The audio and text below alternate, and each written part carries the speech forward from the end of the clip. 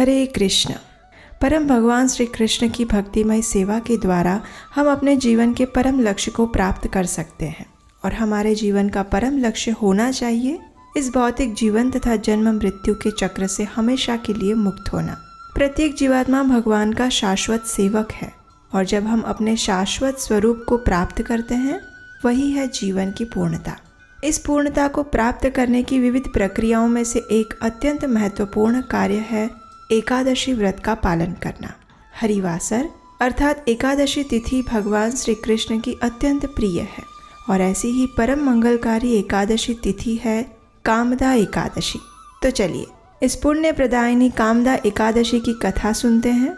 लेकिन उससे पहले अगर आप इस चैनल पर पहली बार आए हैं या फिर अभी तक आपने इसे सब्सक्राइब नहीं किया तो अभी जाइए नीचे सब्सक्राइब बटन पर और उसे क्लिक कीजिए, क्योंकि एकादशी के शास्त्रों से प्रमाणभूत जानकारी आपको यहीं मिलेगी। तो चलिए कामदा एकादशी कथा का प्रारंभ करते हैं। एक समय युधिष्ठिर महाराज और परम भगवान श्री कृष्ण के बीच महत्वपूर्ण विषयों पर संवाद हो रहा था और उसमें से एक विषय था एकादशी। महाराज युधिष्ठिर ने भगवान श्री कृष्ण से पूछा, हे माधव, कृपया आप मुझे चैत्र मास के शुक्ल पक्ष में आने वाली एकादशी के विषय में बताएं। इस एकादशी का नाम क्या है और उसका महात्म्य क्या है? इस व्रत का पालन मैं कैसे कर सकता हूँ और इसकी विधि का भी वर्णन करें। इस बात का उत्तर देते हुए परम भगवान कहते हैं, हे नृपश्रेष्ठ, एक समय प्रभु श्री रामचंद्र के पितामह महाराज दिलीप ने भी अपने गुरु वशिष्ठ ऋषि से यही प्रश्न किया था। उस समय उन्होंने जो वर्णन कह सुनाया था उसे अब आप ध्यान पूर्वक सुनिए। चैत्र मास के शुक्ल पक्ष में आने वाली इस एकादशी को कामदा एकादशी कहते हैं। इस व्रत का पालन करने से समस्त पाप नष्ट हो जाते हैं और व्रत के पालनकर्ता को पुत्र प्राप्ति होती है। और इस प्रकार भगवान श्री कृष्ण ने कामदा एकादशी व्रत की कथा कहना प्रारंभ किया। यह अनेक वर्षों पूर्व की बात है। रत्नपुर नामक एक नगरी थी जिसमें गंधर्व और किन्नरों का निवास था। वहाँ के राजा थे पुंडरीक। उनका ये राज्य स्वर्ण और कीमती रत्नों से सुशोभित था। चारों ओर सुख समृद्धि और प्रसन्नता का वास था। इस राज्य में ललित नाम का एक गंधर्व अपनी पत्नी ललिता के साथ रहता था। ललिता एक विशेष नर्तकी थी। अब पति पत्नी के बीच प्रगाढ़ प्रेम था और उनका परिवार हर प्रकार के सुख समृद्धि और प्रेम से युक्त था। उनके संबंध में इतनी प्रगाढ़ता थी कि वे दोनों एक क्षण भी एक दूसरे के बिना नहीं रह सकते थे। अब एक बार क्या हुआ कि राजा पुंडरीक ने अपनी सभा में गायन और नृत्य का कार्यक्रम आयोजित किया था। सभी गंधर्वों को उसमें आमंत्रित किया गया था और इसी कार्यक्रम में ललित गंधर्व तथा उसकी पत्नी ललिता का भी प्रदर्शन था। लेकिन किसी कारणवश ललिता उस कार्यक्रम में हिस्सा नहीं ले पाई थी, इसलिए ललित को उसकी अनुपस्थिति में उसका बारंबार स्मरण हो रहा था। अब ऐसी स्थिति में ललित अपने गायन में कुछ स्वरों के ताल मेल पर अपना नियंत्रण नहीं रख पाया और उसके गायन में थोड़ी विसंगतता आ गई। अब राजा को तो इस बात का इतना ध्यान नहीं रहा, लेकिन उस दरबार में बैठे हुए एक ईर्ष्यालु सर्प करकोटक ने ये देख लिया और उसे तो मौका चाहिए था किसी की भी ईर्ष्या करके उसका अपमान करने का। तो बस उसने ये बात राजा को कह सुनाई। जब राजा को इस बात का पता चला तो वह अत्यंत क्रोधित हो गए। उन्हें लगा गंधर्व ललित ने जानबूझकर मेरा अपमान किया है। अपनी पत्नी के विचारों में मग्न होने के कारण वह अपने कर्तव्य से चूक गया और इस बात पर क्रोधित राजा ने ललित गंधर्व को शाप देते हुए कहा, हे मूर्ख, अपनी स्त्री के प्रति कामासक्ति के कारण तूने नृत्य सभा में विसंगति निर्माण की है, इसलिए मैं तुम्हें नरभक्षक बनने का श्राप देता हूँ। राजा द्वारा श्राप मिलते ही ललित गंधर्व एक भयावह नरभक्षी में परिवर्तित हो गया।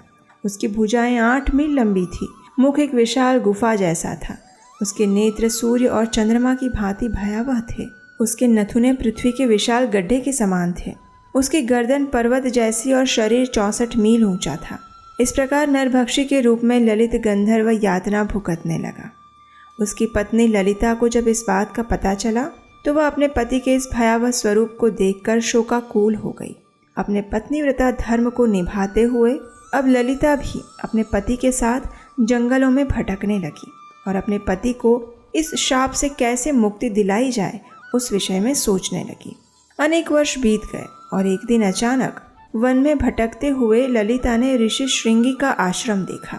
अपने दुखी हृदय और विनम्रता पूर्वक वह तुरंत आश्रम में गई और वहां जाकर उसने ऋषि श्रृंगी को प्रणाम किया। ललिता को देखकर आशीर्वाद देते हुए ऋषि ने उससे पूछा, हे पुत्री, तुम कौन हो?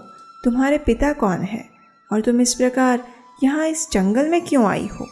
ऋषि के वात्सल्यपूर्ण वचन सुनकर ललिता का हृदय द्रवित हो उठा।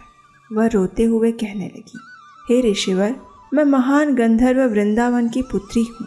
मेरे पति गंधर्व ललित को राजा पुंडरीक ने श्राप दिया हुआ है, जिसके कारण वे नरभक्षी राक्षस बन गए हैं। उनका ये कष्ट देखकर मैं अत्यंत दुखी हूँ।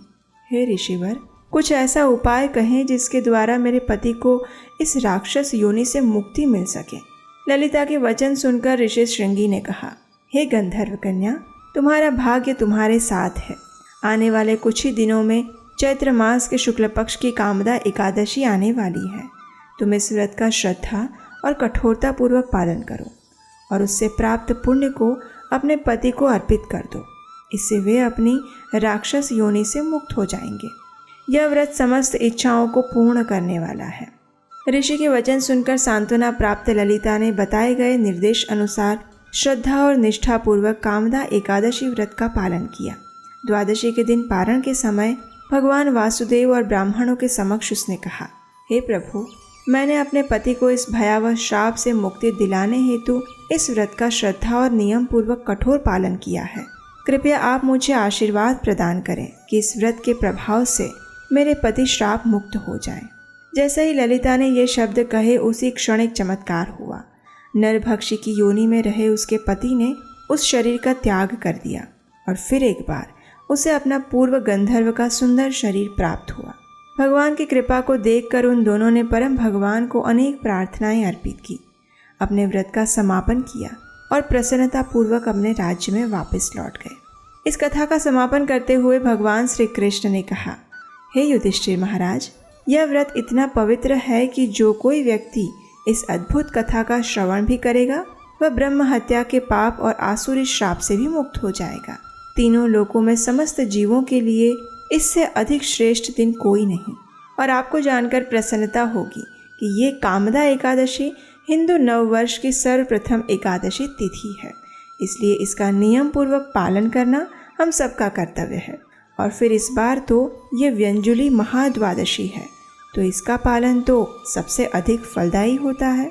अगर आप ये जानना चाहते हैं कि इतनी मंगलमय एकादशी तिथि का पालन कैसे करना चाहिए, तो आपके लिए हमने कामदा एकादशी व्रत की संपूर्ण विधि के ऊपर एक विस्तृत वीडियो बनाया है और उसका लिंक नीचे डिस्क्रिप्शन बॉक्स में दिया गया है। उसे एक बार अवश्य देखें। आपके सबके आशीर्वाद और सहयोग से एकादशी व्रत की महिमा को हम आज विश्व के कोने कोने में पहुंचाने में सफल हो रहे हैं।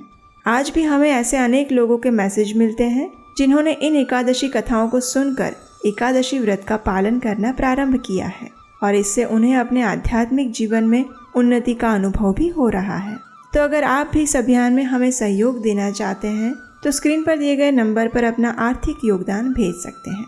तो चलिए माधव प्रिया परम मंगलकारी कामदा एकादशी व्रत का श्रद्धा और नियम पूर्वक पालन करते हैं और अपने इस भौतिक बंधन से मुक्त होकर परम आध्यात्मिक गंतव्य प्राप्त करने के मार्ग पर अग्रसर होते हैं। हरे कृष्णा।